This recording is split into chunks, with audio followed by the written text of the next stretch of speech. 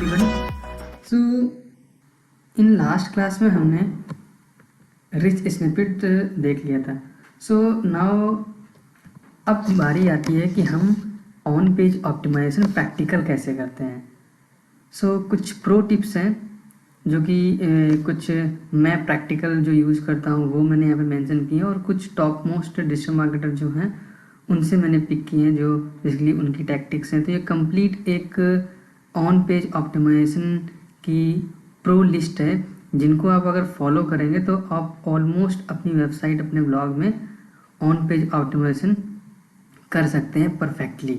सो आप कैसे करते हैं ये हम प्रैक्टिकल देख लेते हैं। ओके, तो ये कुछ 10 to 15 पॉइंट हैं इनको हम देख लेते हैं। तो पहले हम समझ लेते हैं कि अब इनमें है क्या क्या चीज़। Like front load your title tag. Okay, so इसका मतलब है जो आपका टाइटल टैग होगा, ओके, आपने जो ब्लॉग लिखा होगा उसका जो टाइटल टैग होगा वो basically front load your title tag. तो बेसिकली आपके टाइटल टैग की जो इनिशियलाइजेशन होगी, जो शुरुआत होगी, वो आपके मेन कीवर्ड से होती है। फॉर एग्जांपल अगर हम प्रैक्टिकल देखते हैं, सो हमने यहाँ पे एक वेबसाइट ओपन की और सपोज दैट ये हमारा वर्डप्रेस का पैनल है, तो हम यहाँ पे एक पोस्ट लिख लेते हैं। ओके, सो फॉर एग्जांपल कि हम किस कीवर्ड पे ले लें, हम ले लेते हैं डिजिटल मार्केटिंग पे ले लेते हैं, what is digital marketing. Okay,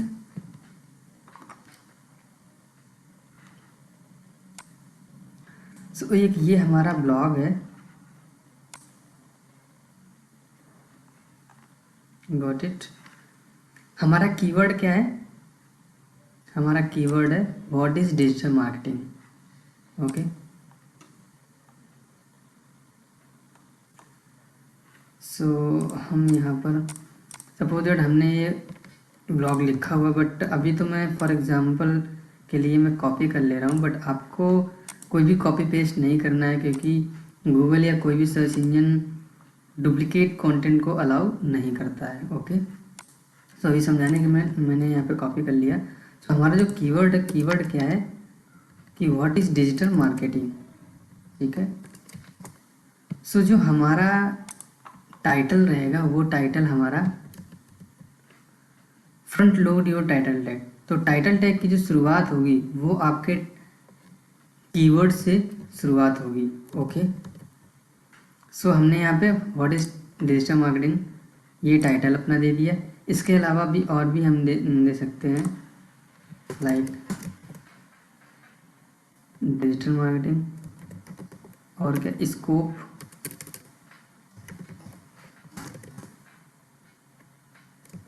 jobs.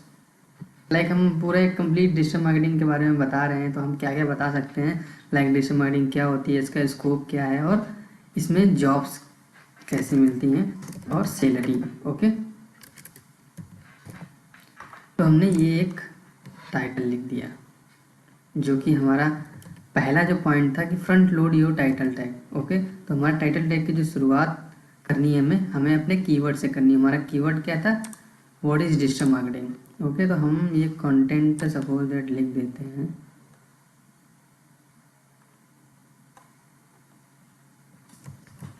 Suppose that कि हमने कंटेंट लिख दिया। Okay,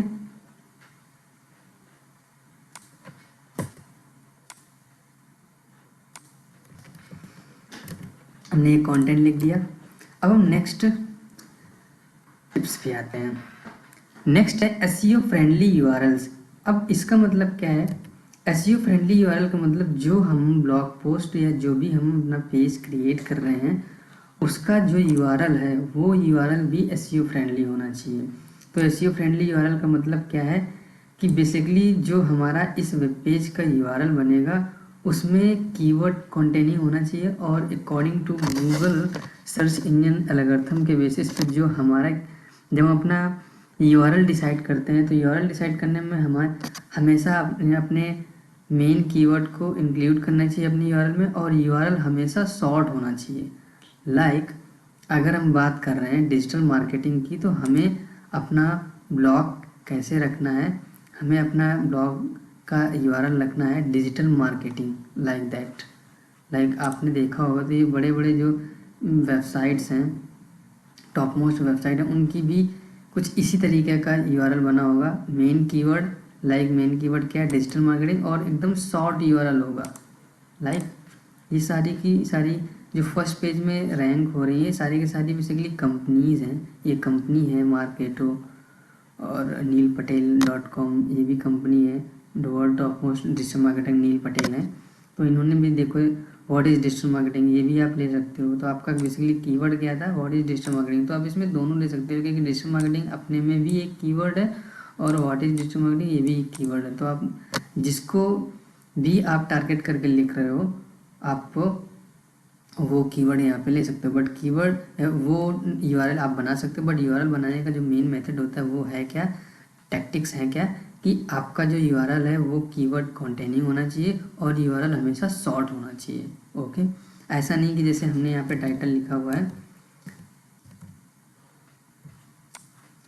what is digital marketing scope jobs and salary, तो आपको यूआरएल ये नहीं बनाना है what is digital marketing scope job salary. Okay, आपको यूआरएल कुछ इस तरीके का बनाना है, व्हाट इज डिजिटल मार्केटिंग और डिजिटल मार्केटिंग। ओके, लाइक अगर हम एग्जांपल देखें तो उन्होंने कुछ ऐसे ही दिया होगा, लाइक दैट। ओके, सो ये हो गई हमारी यूआरएल की बात। अब हम जैसे हमने वर्डप्रेस की क्लास में हमने देखा था कि वर्डप्रेस जो वर्डप्रेस में देखा था कि मेन जो प्लगइन्स होते हैं वो प्लगइन्स बेसिकली हमने इंस्टॉल कर रखे होते हैं। तो जो एसईओ के लिए मोस्ट पॉपुलर प्लगइन है वो कौन सा है, आई थिंक आप लोगों को याद होगा, Yoast SEO, and second one all in one SEO, दोनों ही इम्पोर्टेंट है। और राइट नाउ एक और प्लगइन है जो काफ़ी पॉपुलर हो रहा है, रैंक मैथ, तो ये भी काफ़ी अच्छा प्लगइन है। तो इन तीनों प्लगइन में आप कोई भी प्लगइन यूज कर सकते हो। तो बेसिकली यहाँ हमने इंस्टॉल कर रखा है योस्ट एसईओ प्लगइन। तो हम अपने टाइटल टैग को यहाँ से ऑप्टिमाइज कर सकते हैं योस्ट एसईओ के थ्रू, प्लगइन के थ्रू। तो योस्ट एसईओ जो प्लगइन है वो यहाँ पर इनबिल्ट हो जाता है। आप जब पोस्ट लिखते हो उसके नीचे सेक्शन पे यहाँ पे आ जाता है। तो आपको करना क्या है, यहाँ से अपना ऑप्टिमाइज करना है। ओके, ये स्लग है ना, स्लग ही यूआरएल होता है बेसिकली। तो यहाँ पे हमें अपने स्लग को ऑप्टिमाइज करना है। तो हमें बेसिकली क्या रखना है, व्हाट इज डिजिटल मार्केटिंग रखना है। तो इसको हम इतना रिमूव कर सकते हैं और अब सेव कर देंगे। ओके, और ये प्लगइन बेस्ट प्लगइन है एसईओ के लिए, क्योंकि यहाँ पे आप देख सकते हो कि आप यहाँ पे जो आपका जो कीवर्ड होगा वो कीवर्ड भी आप यहाँ पे रखोगे। इसकी प्लगइन की खासियत यही है कि आप अपना मेन जो कीवर्ड को भी टारगेट कर सकते हो और आपकी ये एसईओ रैंकिंग भी दिखाएगा। ओके, आप यहाँ देख सकते हो, लाइक यहाँ पे एसईओ स्कोर भी दिखाएगा कि अगर ये रेड है तो इट मीन एसईओ स्कोर आपका सही नहीं है, और अगर ये ग्रीन हो जाता है तो एसईओ स्कोर आपका सही हो जाएगा। ओके, तो हमें यहाँ पे एसईओ स्कोर भी ये आपको बताता है। तो यहाँ पे हमने अभी रेड आ रहा है क्योंकि अब वो क्या क्या रीजन्स हैं जिसकी वजह से ये रेड आ रहा है, तो वो हम आप चेक कर लेते हैं। तो आई थिंक यहाँ पर कीवर्ड ज़्यादा डेंसिटी यूज हो जा रहा है। यस, जो कीवर्ड है हमारा मेन कीवर्ड क्या है, व्हाट इज डिजिटल मार्केटिंग। देखो ये कीवर्ड कितने, ये प्लगइन कितना बेनिफिशियल है, ये आपको सारी चीज़ें बताता जाता है कि आपका जो बेसिकली एसईओ स्कोर है वो क्यों बेकार है, क्यों वर्स्ट है, आप इसको कैसे सही कर सकते हैं। तो 6 प्रॉब्लम ये दे रहा है कि internal linking, no internal links appear in this page. तो आपको इंटरनल लिंक करना है। क्रीफेज जो कीवर्ड डेंसिटी है वो बेसिकली मैक्सिमम 4 टाइम्स होनी चाहिए, बट हमारे कीवर्ड की डेंसिटी कितनी है, 12 टाइम्स फाउंड हो रहा है, इस वजह से वो रेड आ रहा है। तो आपको वो नहीं करना है। तो बेसिकली ये ब्लॉग ही इसी तरीके से है कि इसमें डिजिटल मार्केटिंग तो आएगा ही आएगा, इस वजह से ये लिखा हुआ है, अदरवाइज आपको ऐसा करना नहीं है। ओके, तो बेसिकली ये आपको समझ आएगा ना एसईओ फ्रेंडली URL कैसे बनाना है। देन नेक्स्ट है use multimedia in your blog post.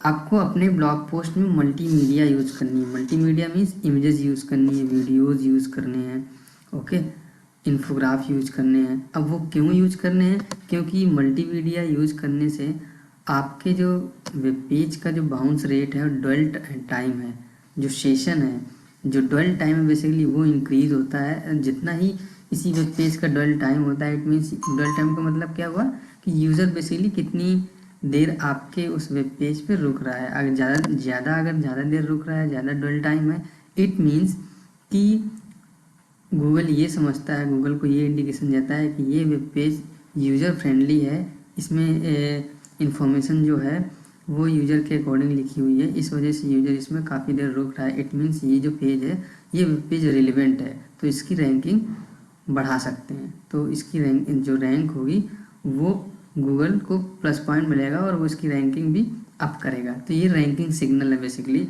Dwell time. तो इस वजह से हम मल्टीमीडिया भी अपने ब्लॉग पोस्ट में यूज करते हैं और यूज करना चाहिए। ओके, तो हम यहाँ से एक मल्टीमीडिया एक पिक डाउनलोड कर लेते हैं।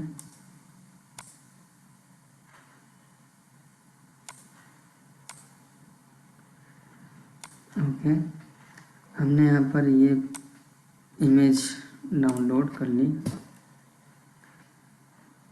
और ऐड करनी है। तो ऐड आप कैसे कर सकते हैं, यहाँ पे ऐड इमेज है, मीडिया लाइब्रेरी में गए और इसको ड्रैग एंड ड्रॉप कर देंगे, मीडिया लाइब्रेरी में आ गई।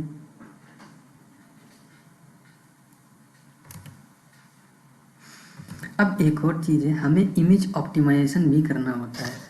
तो इमेज ऑप्टिमाइजेशन कैसे करते हैं, इमेज ऑप्टिमाइजेशन क्यों करना। और एक और बात कि ये जो इमेज अभी हमने कॉपी की है, बट आपको कॉपी नहीं करनी है, आपको कॉपीराइट फ्री इमेज यूज करनी है, अदरवाइज आपको न्यू इमेज क्रिएट करनी है। क्योंकि हम इंटरनेट में कोई भी कंटेंट किसी का भी स्टील नहीं कर सकते हैं, किसी का डुप्लीकेट कंटेंट यूज़ नहीं कर सकते हैं। स्टिल इमेजेस भी डुप्लीकेट होती हैं। अगर ये इमेज हम यूज कर रहे हैं तो ये बेसिकली डमी वेबसाइट है, जस्ट फॉर आपकी वजह से, आपको समझाने की वजह से ये वेबसाइट बनाई हुई है। अदरवाइज हम कोई भी यहाँ पे कंटेंट डुप्लीकेट कंटेंट यूज़ नहीं करते हैं, न करना चाहिए। ये जस्ट एक समझाने के पर्पज़ से है, आपको टीच करने के पर्पज़ से है। तो अब हम इमेज का ऑप्टिमाइजेशन करते हैं। इमेज का ऑप्टिमाइजेशन बेसिकली क्यों करते हैं, इमेज का जैसे इमेज का ऑप्टिमाइजेशन कहें या हम एसईओ भी कह सकते हैं। तो वो हम इमेज ऑप्टिमाइजेशन क्यों करते हैं, इमेज एसईओ क्यों करते हैं, क्योंकि जब हम गूगल पे इमेज सर्च करते हैं, सपोज दैट हमने यहाँ पे ये सर्च किया व्हाट इज डिजिटल मार्केटिंग और इमेज सेक्शन पर गया, तो यहाँ पे आपने देखा होगा बहुत सारी इमेजेस आ गई।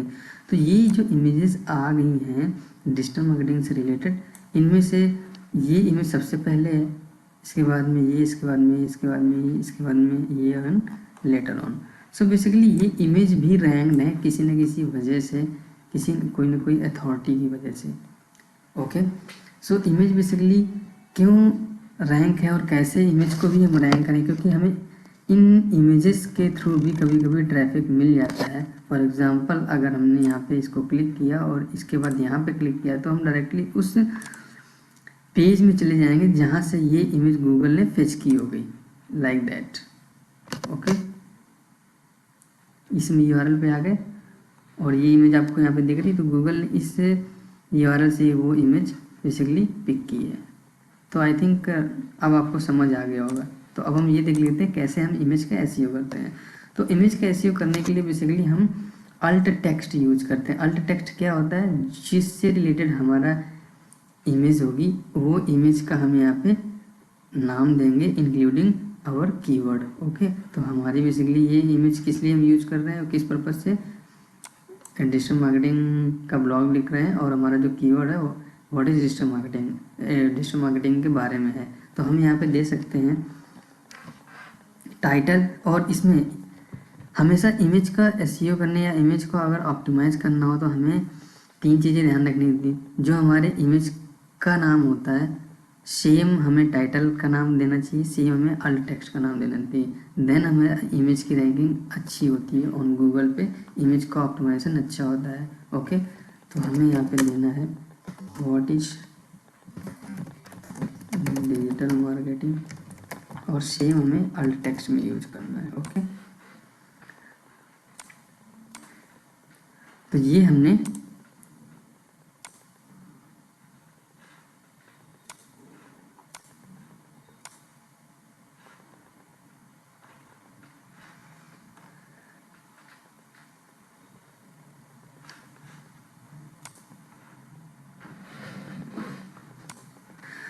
इमेज यूज की। तो हमें मल्टीमीडिया भी यूज करना है। अगर आपने कोई वीडियो बनाया है तो उसको वीडियो को भी इम्बेड कर सकते हैं। वीडियो को कैसे इम्बेड करेंगे, यहाँ पे जाएंगे, आपको नेक्स्ट ऐड ब्लॉग करेंगे, ब्लॉग पे यहाँ पे आपको आ जाएगा वीडियो, आप सर्च करोगे तो यहाँ पे वीडियो आ जाएगा। वीडियो में यहाँ पे अपलोड वीडियो कर सकते हैं, इंसर्ट, अगर किसी अदर फॉर्म में, अगर अदर वेबसाइट में या किसी प्लेटफॉर्म में वीडियो इम्प्लीमेंट है तो आप वीडियो यहाँ पे इम्प्लीमेंट कर सकते हो। Insert from URL media library में अपलोड कर सकते हो। अदरवाइज अगर आपका यूट्यूब कोई चैनल है, ओके, और यूट्यूब चैनल से अगर आप वीडियो एम्बेड करना चाहें, सपोज दैट आपका यूट्यूब चैनल है और आप यहाँ पे इसमें क्यों अपलोड करोगे, देन फिर इसमें आप अटैच करोगे, तो आपने सपोज दैट कि यूट्यूब चैनल बनाया हुआ है और आपका यूट्यूब चैनल भी है, तो आप क्या कर सकते हो, सपोज दैट आपका ये यूट्यूब वीडियो है, ओके, सपोज दैट आपका ये यूट्यूब वीडियो है, तो आपको इसमें Okay, let's do this. Today I'm going to teach you something about digital marketing. For half a century, consumers... आपको करना क्या है, अब अगर हम ऐसे कोई वीडियो अपलोड करेंगे तो उस वीडियो का सपोज दैट साइज हुआ 100 MB, तो 100 MB हमारी मेमोरी जो है वो कंज्यूम हो जाएगी इससे वर्डप्रेस प्लेटफॉर्म में। तो इस वजह से हमें वीडियो को हम डायरेक्टली अपलोड ना करें, हम यूट्यूब के थ्रू किसी अदर प्लेटफॉर्म के थ्रू अपलोड करें। ओके, तो हमें करना क्या है, जैसे यूट्यूब में आपने, आपका चैनल है, आपने बना रखा है, तो आपको करना क्या है, आप जस्ट सिंपल इसको कॉपी करना है, इसके यूआरएल को, और ऐड ब्लॉग में जाएंगे, यहाँ पर यूट्यूब सर्च करेंगे, यूट्यूब आ गया, यहाँ पे यूआरएल इम्बेड करेंगे और जस्ट इम्बेड।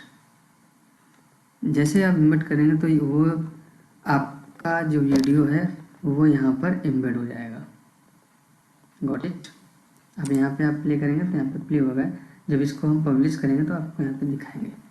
तो हम इस तरीके से मल्टीमीडिया भी यूज कर सकते हैं। Okay, use outbound links. Outbound link का मतलब क्या होता है कि जो आपके कंटेंट से रिलेटेड जो रिलेवेंट अदर वेबसाइट्स हैं उनका भी आप लिंक दे सकते हो। सपोज दैट विकिपीडिया है या अदर कोई सोर्सेज है जो डिजिटल मार्केटिंग से बेस्ट ब्लॉग लिखते हैं, लाइक जो नील पटेल है, नील पटेल काफ़ी अच्छे डिजिटल मार्केटर हैं, टॉप डिजिटल मार्केटर हैं, और वो उनकी आप वेबसाइट का लिंक दे सकते हो, या किसी अदर रिलेवेंट वेबसाइट, जैसे ये भी है, ये भी रिलेवेंट वेबसाइट है, तो आप अब कोई इन्फॉर्मेशन है जिसको आपने कवर नहीं किया है, लाइक पीपीसी या ईमेल, तो आप पीपीसी को आप उस सेगमेंट से लिंक कर सकते हो। जैसे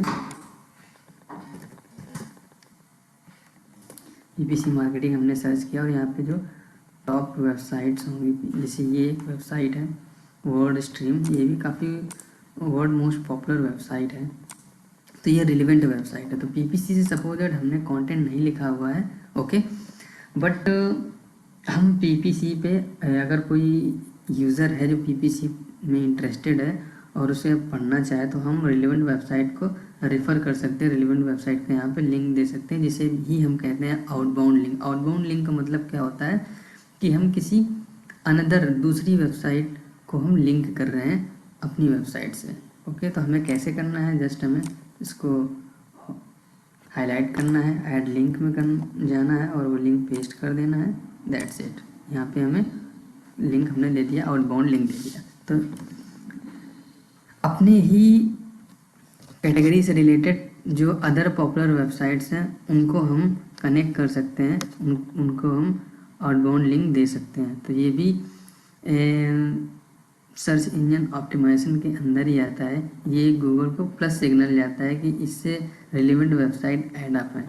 ओके, देन नेक्स्ट आता है रैप योर टारगेट कीवर्ड और synonyms in an H1 tag. H1 tag का मतलब क्या होता है? H1 टैग हेडिंग्स होती हैं बेसिकली। हेडिंग होती हैं आपको 6 टाइप की हेडिंग होती हैं, H1, H2, H3, H4, H6। सो आपको मैं दिखाता हूँ, जैसे ये है। ओके, सो ये आपको, ये हमने हेडिंग बनाई है। हेडिंग लग रही है आपको? ओके, सो ये हेडिंग है। तो इसमें आपने देखा होगा, यहाँ पे आप अगर देखें राइट हैंड साइड पर, तो H1, H2, H3, H4, H5, H6 ये हेडिंग बेसिकली लेवल है। तो आपको जो आपकी मेन हेडिंग होगी वो बेसिकली बड़ी होगी, H1 टैग की होगी। इसके बाद आपकी सब हेडिंग जो होगी वो H2, H3 हो सकती है, उससे सब हेडिंग H4, उससे सब हेडिंग H5, H6 हो सकता है। तो as per as your content आप अपनी हेडिंग को लेवल दे सकते हो, बट जो आपकी मेन हेडिंग होती है वो आपको H1 देना चाहिए। ओके, तो सपोज दैट हम यहाँ पे मेन हेडिंग क्या बना सकते हैं, what is digital marketing. Okay,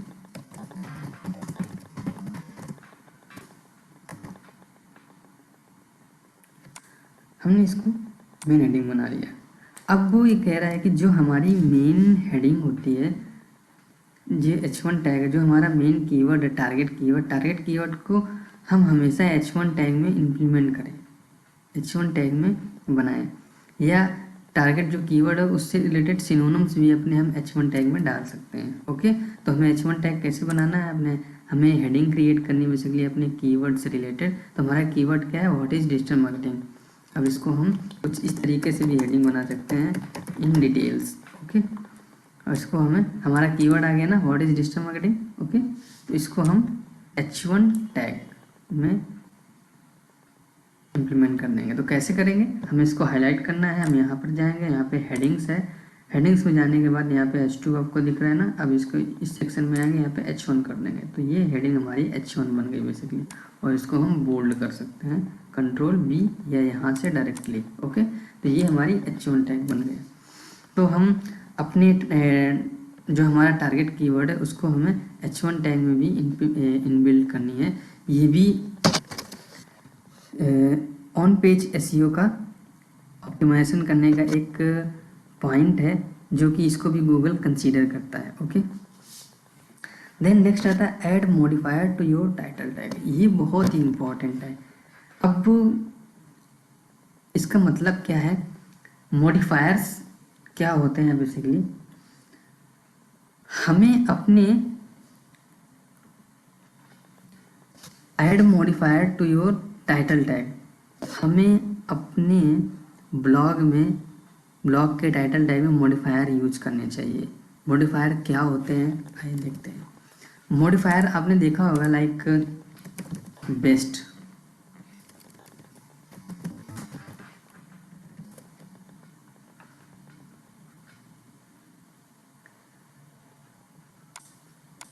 आपने देखा होगा like best, latest, top 10,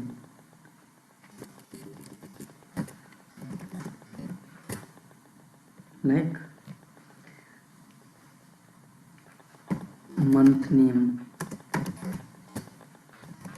year name. ये जो इस तरीके के आपने, जैसे गूगल में आप कुछ भी सर्च करोगे तो आपको कभी कभी आपको टाइटल टैग में दिखा होगा कि बेस्ट, लेटेस्ट, टॉप 10, न्यू, कुछ इस तरीके के आपको वर्ड दिख जाते हैं। ये बेसिकली क्या होती है, ये मॉडिफायर्स होते हैं। ओके, तो इनको हमें बेसिकली कैसे यूज करना है, तो हमें इनको टाइटल टैग में यूज करना है। तो टाइटल टैग ये इस यहाँ पे हमें नहीं यूज करना है, क्योंकि ये तो बेसिकली हमारे ब्लॉग पोस्ट में दिखता है, जहाँ जो सर्च इंजन पे दिखता है। सर्च इंजन पे कहाँ पे दिखता है, सर्च इंजन जैसे यहाँ पे सर्च इंजन में हमारा ये ब्लॉग किस तरीके से दिखेगा, कुछ इस तरीके से दिखेगा।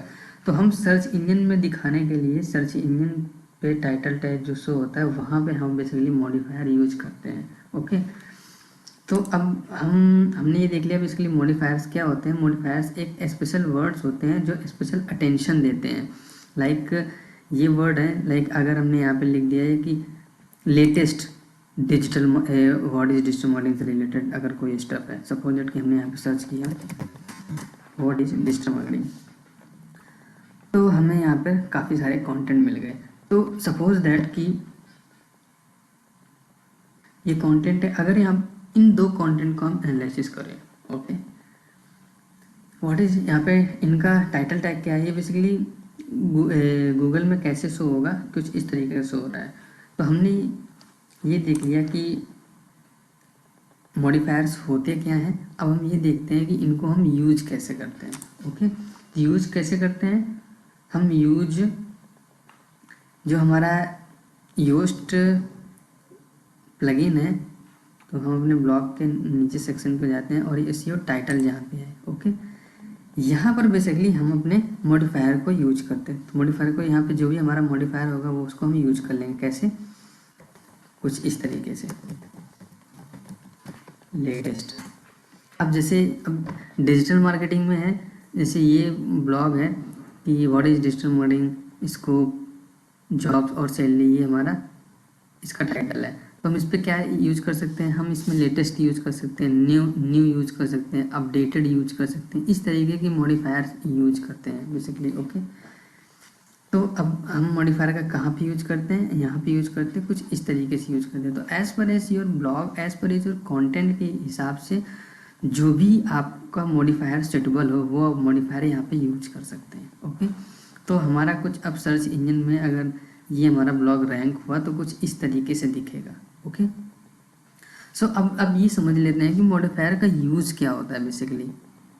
तो अब हम यहाँ पे प्रैक्टिकली आते हैं पीपी इस पे, व्हाट इज डिजिटल मार्केटिंग। तो सपोज दैट हम इन दो ब्लॉग को एनालिसिस करते हैं। अगर सपोज दैट कि यहाँ पे केवल और केवल हमारे पास दो ब्लॉग्स हैं और यहाँ पर दो ब्लॉग मेंशन है, एक में हमने मॉडिफायर यूज किया है, एक में मॉडिफायर नहीं यूज किया है। ओके, सपोज दैट यहाँ पे हमने कुछ नहीं यूज किया है, इसमें हमने मॉडिफायर यूज किया है।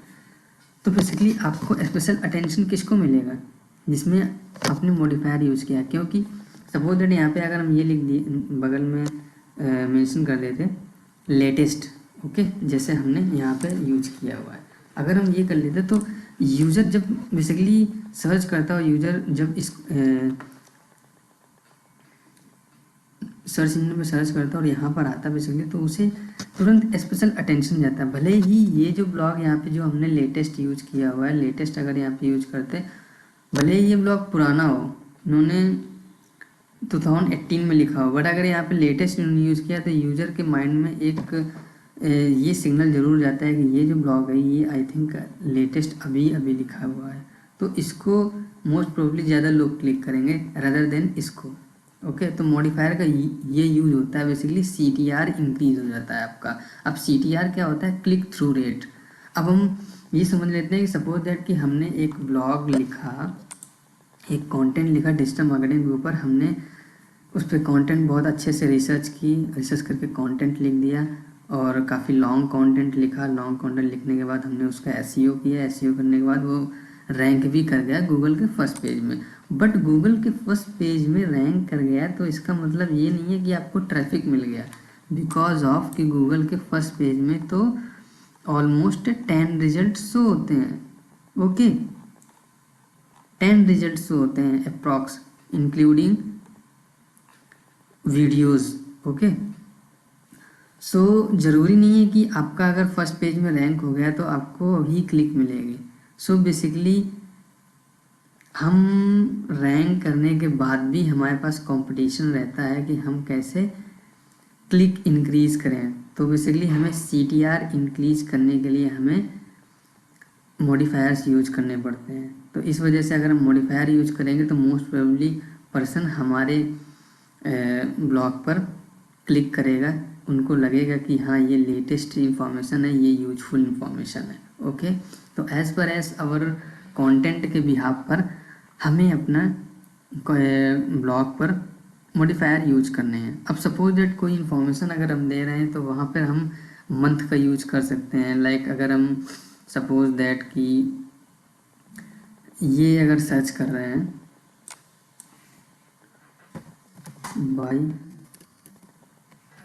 Top 10 best washing machine India 2019। Okay, तो अब हम और एक प्रैक्टिकल एग्जांपल देख लेते हैं। सपोज दैट कि इन्होंने एक मॉडिफायर यूज कर रखा है 9 बेस्ट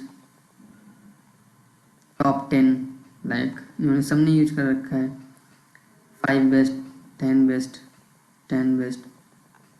बट अगर मुझे कहा जाए या अब से अगर आपको कहा जाए कि इस ब्लॉग को अगर हमने सपोज दैट आपने कोई लिखा हुआ है top 10 best washing machine India 2019 पर कोई ब्लॉग, इसको हम और ऑप्टिमाइज़ करें अगर CTR के बेसिस पे, क्लिक थ्रू रेट के बेसिस पे, तो हम कैसे कर सकते हैं? तो इसमें हम बेसिकली मॉडिफायर यूज करेंगे। अब हम मॉडिफायर कौन सी यूज करेंगे, कैसे यूज करेंगे, ये आपको सोचना है। ओके, तो अब यहाँ पर अगर हम मॉडिफायर यूज करेंगे, एक तो मॉडिफायर यूज हुआ है यहाँ पर बेस्ट टॉप 10 वगैरह यूज कर रखे हैं, बट अगर आपको और अच्छे से ऑप्टिमाइज करना है तो आप क्या कर सकते हैं?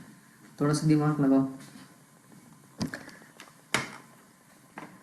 आप अब ये जो इन्फॉर्मेशन है ये basically information month by month, year by year change होती रहती है। सपोज दैट किसी ईयर में 2018 में कोई वॉशिंग मशीन टॉप पे चल रही है तो कोई कंपनी और अच्छे फीचर दे के कोई नई वॉशिंग मशीन लॉन्च कर दी तो कंटेंट जो होगा वो अपडेटेड हो जाएगा, राइट? तो आपको जो यहाँ पे बेस्ट मॉडिफायर यूज करना चाहिए तो मेरे हिसाब से वो करना चाहिए मंथ वाइज। तो अगर किसी ने ये लिखा हो सपोज दैट कि आप फर्स्ट पेज पर रैंक भी कर रहे हो, बट सपोज दैट आप 3rd नंबर पर रैंक कर रहे हो और यहाँ पे अगर आपने लिख दिया 5 best washing machine in India top front load and semi जो भी है वो व्हाटएवर, अगर आपने यहाँ पर लिख दिया सितंबर 2019 या या अभी नवंबर चल रहा है तो नवंबर 2018, अगर आपने ये लिख दिया, ओके, तो यूज़र के माइंड में तुरंत क्या स्ट्रिक्ट होगा? भले ही इन्होंने भी नवंबर में लिखा हो ये कंटेंट, बट यूज़र के माइंड में ये आएगा कि ये जो कंटेंट है 3rd नंबर वाला ये बेसिकली अभी नवंबर में लिखा है, मतलब इसमें लेटेस्ट इन्फॉर्मेशन होगी, मतलब जो अपकमिंग आने वाली होंगी या जो अभी अभी रिसेंटली वॉशिंग मशीन आई हैं उनके बारे में भी इन्होंने मेंशन किया होगा। तो बेसिकली वो इसको ना क्लिक करके आप 3rd रिजल्ट को वो क्लिक करें कि लेटेस्ट इन्फॉर्मेशन के बेसिस पे सिर्फ और सिर्फ आपका वो कीवर्ड, वो मॉडिफायर केवल जो आपने यूज किया हुआ है, मॉडिफायर क्या यहाँ पे यूज किया आपने, नवंबर 2019 इस टाइप का, तो आपका टाइटल टैग कुछ इस तरीके से बन जाएगा ये। तो डेफिनेटली यूजर इसको क्लिक करेगा, आपका CTR इंक्रीज होगा। Got it? So I think अब आपको अच्छे से समझ आ गया होगा कि मॉडिफायर का क्या यूज़ है और मॉडिफायर का कितना इम्पोर्टेंस है CTR में हमारे ट्रैफिक को इंक्रीज़ करने में। बहुत छोटी सी चीज़ है बट आपका ये ट्रैफिक काफ़ी कुछ इंक्रीज़ कर जाती है। और अगर कोई भी एक और चीज़ कि अगर आप 3rd नंबर पर रैंक कर रहे हो और कोई यूज़र आ रहा है, यूज़र कुछ भी सर्च किया और आप 3rd नंबर पर रैंक कर रहे हो, 1st और 2nd नंबर को क्लिक ना करके अगर 3rd नंबर वाले को बार बार 2 4 5 6 7 8 10 यूज़र अगर क्लिक कर रहे हैं तो गूगल को ये भी जाएगा इंडिकेशन कि जो 3rd नंबर का रिज़ल्ट है वो मोस्ट एफिशिएंट है, क्योंकि इसे यूज़र क्लिक कर रहा है, 1st और 2nd को क्लिक नहीं कर रहा है। तो आपका जो कंटेंट है ये 1st नंबर पर रैंक कर देगा गूगल और 1st 2nd नंबर को नीचे ले आएगा। तो इससे ये भी फ़र्क पड़ता है, ये भी आपको बेनिफिशियल मिलेगा कि आपकी रैंकिंग भी बढ़ेगी। ओके, तो मॉडिफायर बहुत ही छोटी चीज़ लगती है बट ये बहुत ही इम्पॉर्टेंट है। तो आई थिंक आपको समझ आ गया होगा कि मॉडिफायर को क्या होते हैं, इनको हम कैसे यूज़ करते हैं, कहाँ यूज़ करते हैं और इनका क्या बेनिफिट होता है हमारी वेबसाइट के ट्रैफिक इंक्रीज में और वेबसाइट की रैंकिंग में। ओके।